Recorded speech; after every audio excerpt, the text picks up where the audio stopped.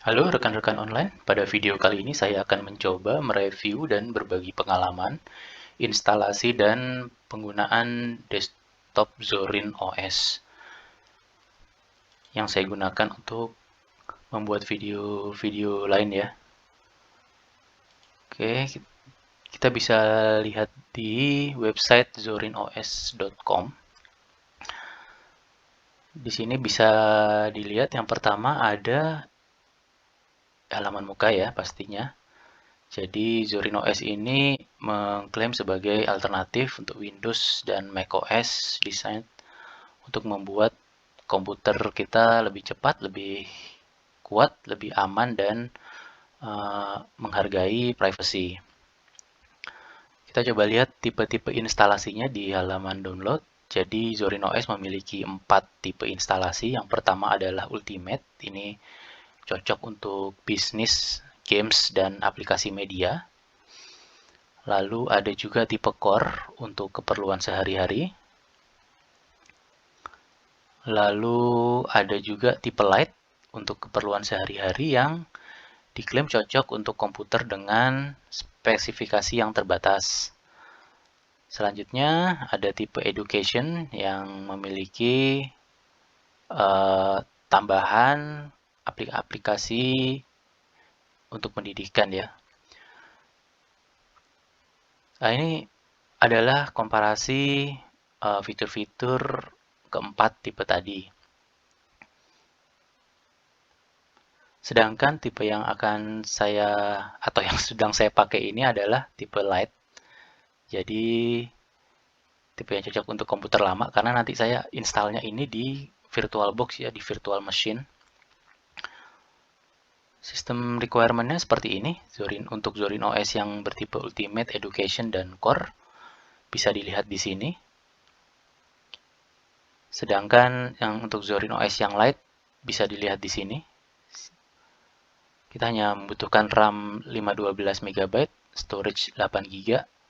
Tapi nanti saya sarankan tidak 8 GB, tapi 12 GB lah minimal untuk menginstal Zorin OS Lite.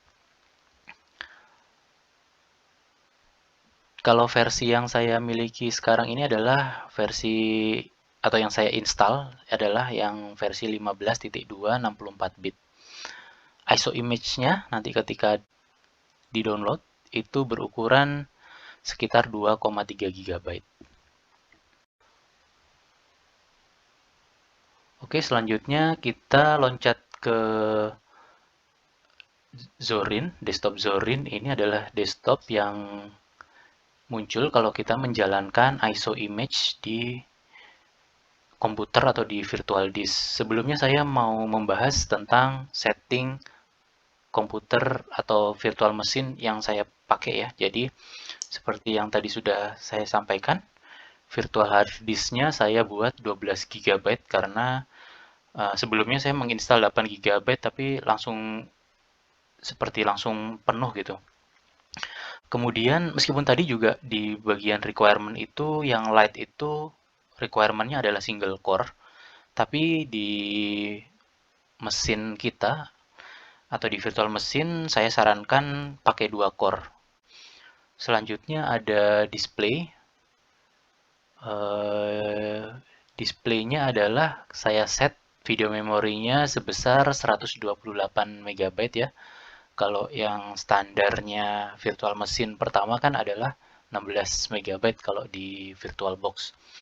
Selanjutnya base memorinya saya set ke 1,5 GB ya. Itu sementara ini yang paling minimal dan yang paling lumayan, uh, tidak punya apa namanya, saya rasakan tidak ada lag. Selanjutnya seperti mungkin pilihannya waktu memilih operating system di VirtualBox pilih yang Other Linux 64 bit, saya pakainya yang itu. Lainnya standar saja. Dan mungkin untuk komputer-komputer ya mungkin sudah sangat mencukupi ya, komputer-komputer sekarang juga pasti speknya udah lebih tinggi dibandingkan minimum requirement-nya Zorin tadi untuk yang versi Lite. Nah, ini desktopnya udah cukup seperti di desktop Zorin biasa ya. Jadi di sini juga sebenarnya sudah ada aplikasi-aplikasi yang bisa kita gunakan Kalau mau mencoba dari ISO image-nya saja, tidak perlu diinstal sebenarnya, cuman speednya nanti kalau saya coba langsung dari ISO image ini, speednya nanti sangat sangat jauh ya, sangat lambat ya. Jadi lebih bagus kita install. Proses instalasinya sendiri bisa diklik dari icon ini, install Zorin OS 15.2. Dan satu saran saya kalau mau menginstal Zorin itu, kalau mau menginstal murni dari ISO image yang kita download atau dari CD, saya sarankan install tanpa internet. Jadi tanpa koneksi internet, atau koneksi internet kita matikan dulu di komputer kita. Karena kalau tidak, meskipun kita nanti ada pilihan ketika kita continue ini, ada pilihan untuk tidak melakukan update, dia sempat download banyak dari internet. Jadi kalau mau seperti itu tidak apa-apa, tapi kalau mau murni dari ISO image-nya, saya sarankan dimatikan saja koneksi internetnya, tidak usah mengandalkan pilihan option dari form instalasi ini. Oke, loncat lagi ke desktop OS atau desktop Zorin OS yang sudah terinstall.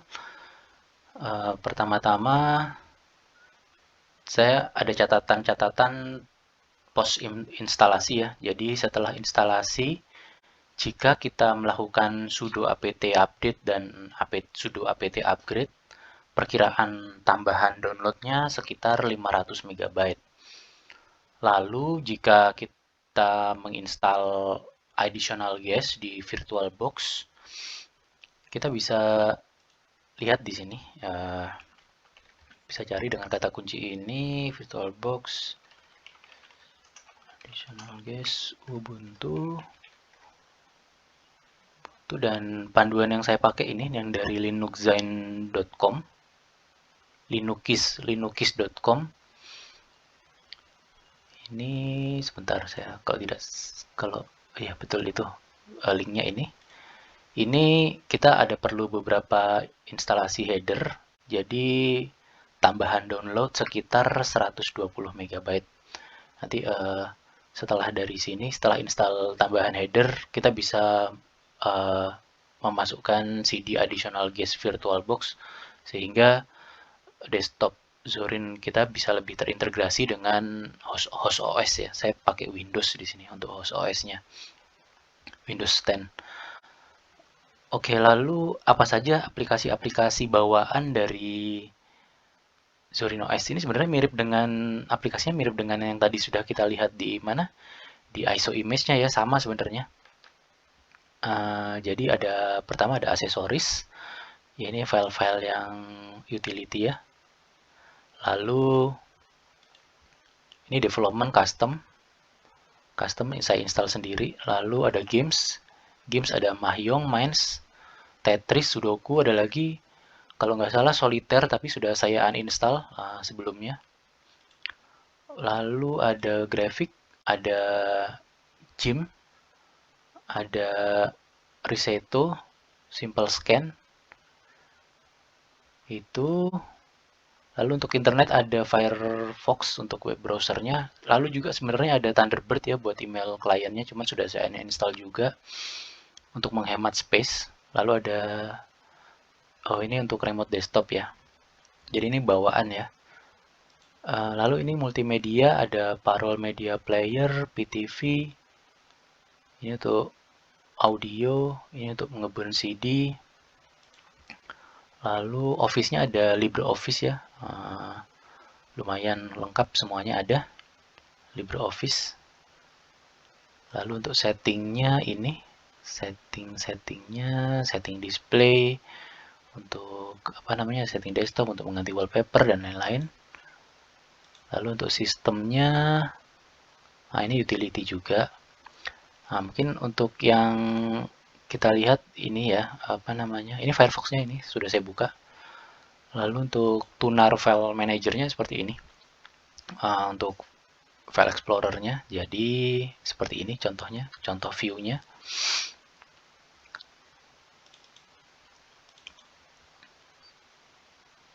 Ini shared disk kalau kita sudah terintegrasi dengan komputer host, kita bisa share folder dengan komputer host. Lalu ya itu sih, lain-lainnya kosong nih kayaknya semuanya. Seperti untuk ininya juga bagus, untuk lokasinya juga bagus seperti ini, jadi lebih mudah kalau kita jauh. Kita bisa langsung klik ke mana? Ke direktori yang di atasnya. Mirip seperti Windows. Udah mirip seperti Windows ini, jadi sudah enak. Lalu ada lagi yang ada di sini, yang ada di taskbar ini ada 3 sebenarnya. Ini Firefox, Tunar, sama ini software. Jadi ini semacam kayak store-nya, application store-nya. Ini kita bisa mencari aplikasi-aplikasi yang sudah kompatibel dengan OS ini di sini. Jadi lumayan memudahkan ini. Ini lumayan memudahkan, dan instalasi dan nanti upgrade juga lumayan memudahkan dari sini. Lalu apalagi ya?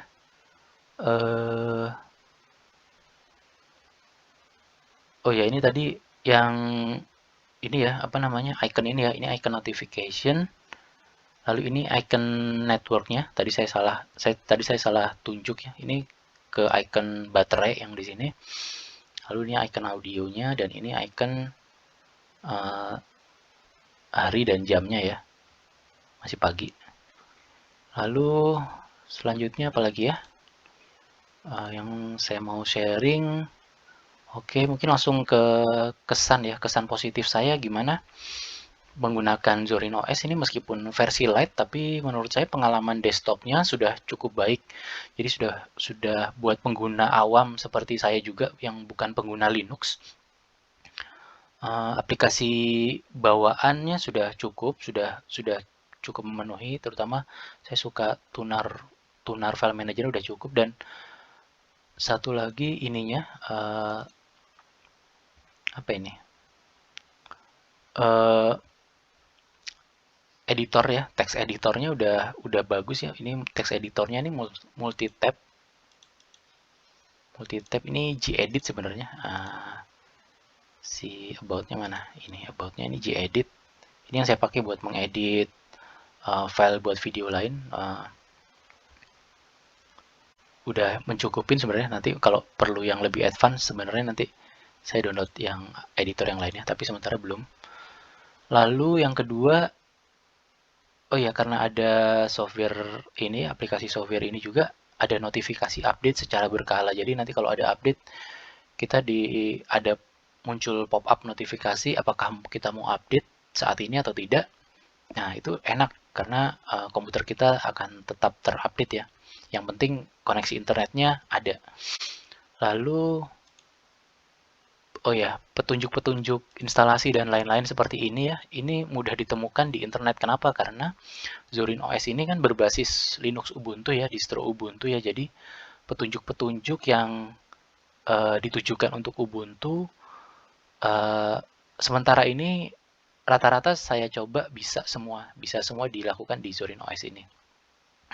Jadi sangat mudah ya, tidak susah mencari resource panduan di internet, karena seperti yang kita tahu ya, kalau pengalaman saya kalau pakai Linux itu susahnya itu ya, apa namanya, kita harus bisa cari panduan yang sesuai dengan distro kita. Jadi tidak semua panduan itu bisa kita terapkan untuk Linux kita ya. Oke, mungkin itu untuk kesan positifnya. Lalu kesan negatifnya apa? Ada juga. Jadi kesan negatifnya sementara ini saya nggak bisa nemukan cara cepat buat menampilkan desktop. Jadi kalau misalkan saya punya beberapa aplikasi maximize ya. Ini saya kalau mau ke desktop antara nggak bisa cepat, jadi harus minimize dulu. Harus minimize dulu semuanya baru bisa balik ke desktop. Kecuali kalau memang aplikasi kita ada di sini ya, di start button ya. Tapi kalau kita punya beberapa link di sini, itu susah banget kalau mau balik ke desktopnya. Nah, itu salah satu kelemahannya yang saya belum ketemu caranya. Untuk yang versi ini ya, versi light ini. Lalu ada lagi, oke, konfigurasi resolusi display. Jadi kalau di yang versi ini saya nggak tahu, kalau di versi yang lainnya mungkin ada ya. Cuman di versi ini resolusinya itu kalau kita lihat ini dia cuman yang ini ya, cuman yang apa namanya? Cuman yang rasio 3:4 ya. Jadi kalau monitor kita tuh yang 16:9 itu ada susah nih ketemu ininya, ketemu settingnya. Jadi harus kita oprek dulu, tapi saya sudah ketemu ini caranya untuk mengopreknya. Sementara resolusi yang kita pakai ini sekarang ini ada di 124768 ya. Ini yang mungkin apa namanya umum untuk monitor-monitor kebanyakan atau monitor zaman dulu ya. Monitor sekarang mah udah HD ya, 1080 semua ya. Eh apalagi ya. Tapi ini sudah saya atasin, sudah bisa diatasin pakai perintah. Ada beberapa perintah yang bisa dijalankan dari base profile kalau di Linux. Lalu apalagi? Um, Kesannya itu saja sih. Mungkin secara umum ini menurut saya baik, Linux ini dengan versi ini, dengan versi Lite sudah cukup baik, apalagi versi di atasnya ya. Nah, cuman yang Ultimate tadi berbayar ya, ada berbayarnya juga ya. Sementara yang versi yang lainnya free. Udah itu aja sih. Jadi itu aja sih yang mau saya sharing hari ini. Terima kasih sudah menonton video ini. Saya buat, mohon maaf kalau saya cepat karena mengejar waktu. Oke, sampai jumpa di video-video selanjutnya.